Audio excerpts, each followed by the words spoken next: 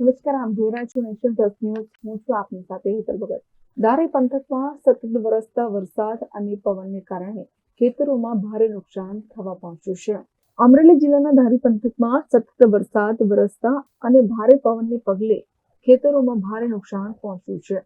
ધારી તાલુકાના ગોપાલ ગ્રામ અને મોટી ગરમલી ગામ ખાતે ખેતરોમાં નુકસાન થયું છે, જેમાં કપાસ, મગફળીના પાકમાં નિષ્ફળ જવાની ભીતિ પણ સેવાઈ રહી છે. તો ભારે પવનને કારણે કપાસના પાકમાં નુકસાન થયું છે.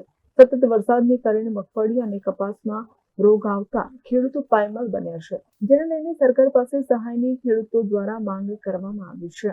રાઈટ છે બે મારી જમીન અહીંયા આવી છે, પણ આ વરસાદની હિસાબે માંડવી, કપાસ અને એમાં મગફળી આ બધુંમાં રોગ વધારે છે અને વરસાદની હિસાબે બહુ વધારે નુકસાની થઈ છે. એટલે ઉતારવાનું ટાણું આવ્યું છે અને વરસાદ થઈ ગયો એટલે નુકસાન આવી પૂરેપૂરું. ખેતરમાં બહુ નુકસાની થઈ છે, કપાસને, મગફળીને બધાયને, અને હાર્વેસ્ટ એમ થાય એવું હતું બધાયને, બધું ઉતારવાની તૈયારી છે.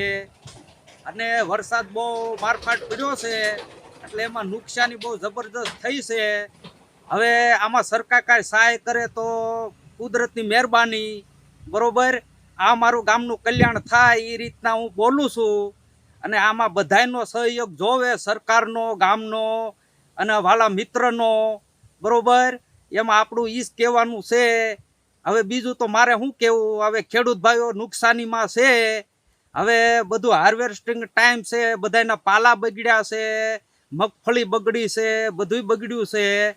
હવે આમાં મારે બીજું શું કહેવું, હવે સરકાર સહાય કરે તો એનો લાભ આધાર કહેવાય. Bureau Nation Plus news Amreli.